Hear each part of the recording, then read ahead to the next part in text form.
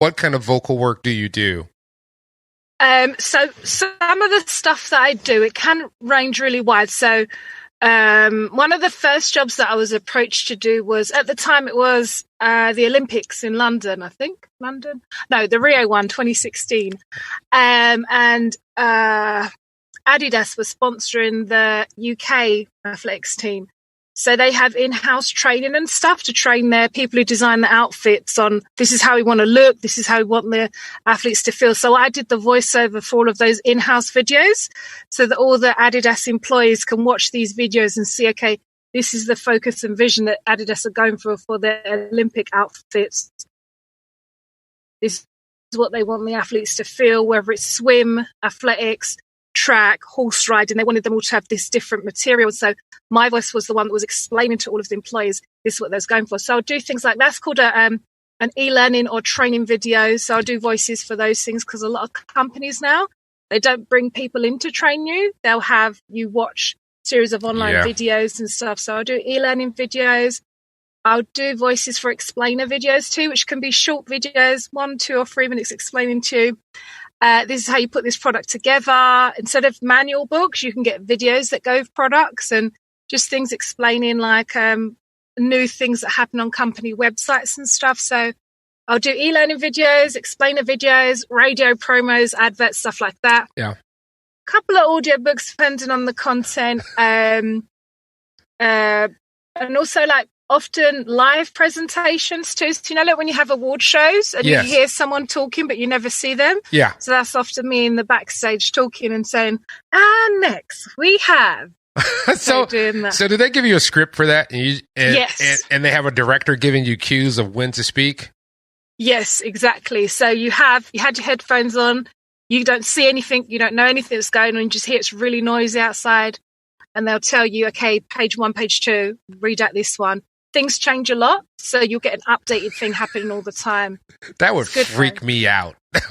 It's scary. Yeah, I've done that, some of the announcing, and it's funny because when you are a presenter or a speaker, people just think you know everything. Yeah.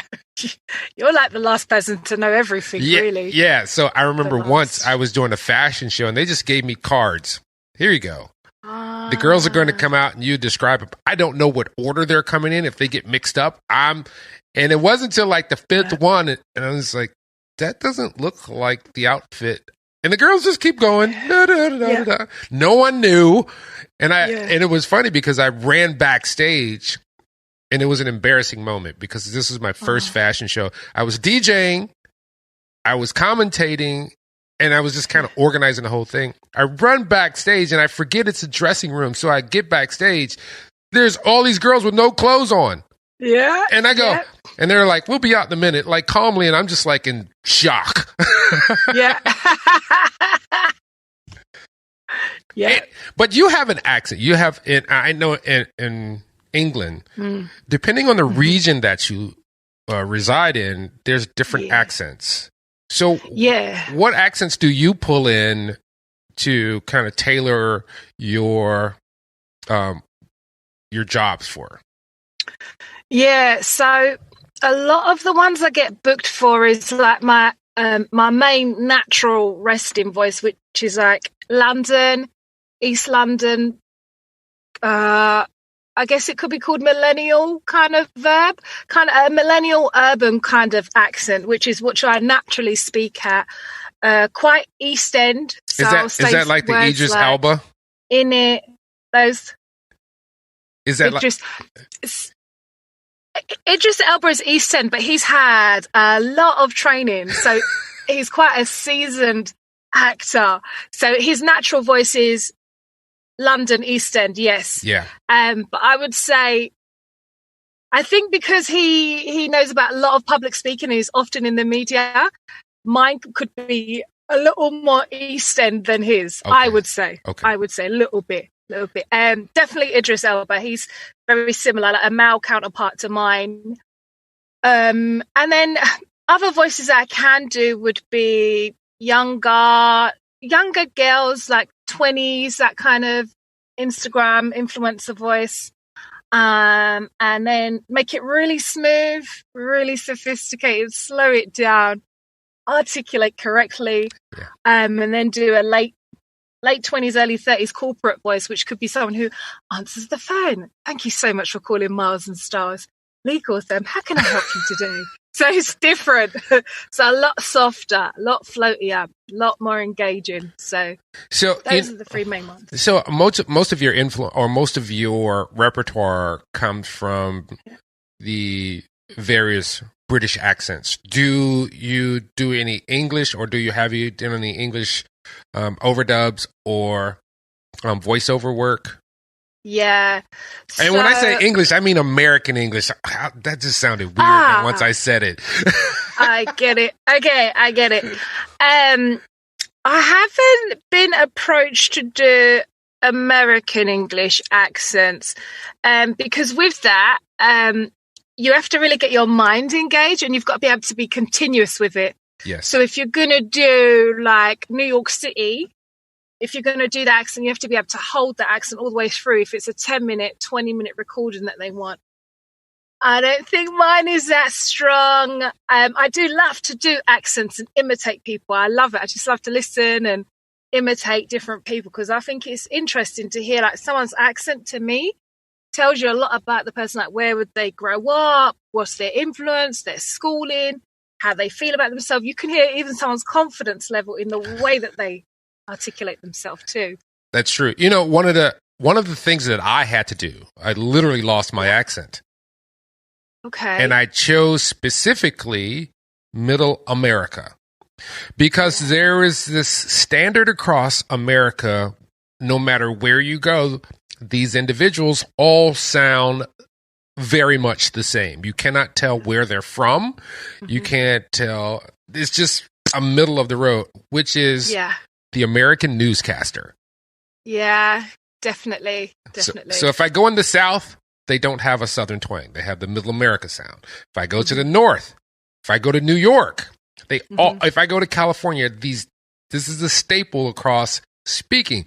And that's what I modeled myself after when I was approximately 20, 21, so that I could take away some judgment, believe it or not.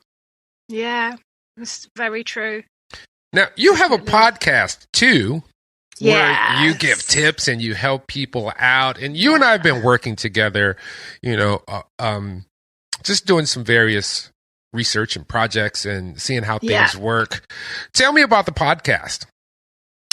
Yeah, so the podcast comes out each week on a Tuesday, and it's basically me giving like short tips on how to speak more effectively. So I am at the moment talking about a couple of my friends who I've been working with, and there's so many things that can affect your voice and you don't even know.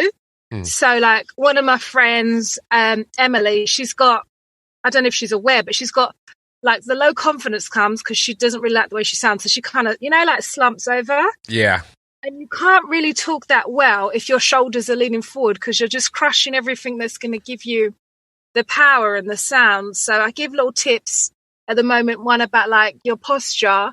A bad standing is going to give you a bad voice. It's just not going to be effective. And I talk about other things as well, just about just relaxing. Because if you're quite tense, you can't talk, sound engaged, and you sound rushed. Yeah. So different tips I've been giving out at the moment, just about being very aware that your voice is, like, people judge you by the way you look, but people also judge you, like how you said you trained your voice. They judge you by the way you sound too. And particularly, I've noticed that when I'm out and about in like London and stuff, it's hugely snooty. Particularly if someone only corresponds with you on phone and then I show up, hello, and they're not looking or expecting me. Yeah. So loads of different tips. But how can people, really protect their voice? And the reason I'm asking this is because I watched this thing with Celine Dion once. And they're showing like a day in the life of Celine Dion. And she's going through all these really strange vocal exercises before a concert. I think Mariah Carey does it too. Yeah. Where if you walked into the room, you would think they were just breaking down psychotically because they're like, whoop, whoop. And doing all these things. But what are some of the things that common people can do in their everyday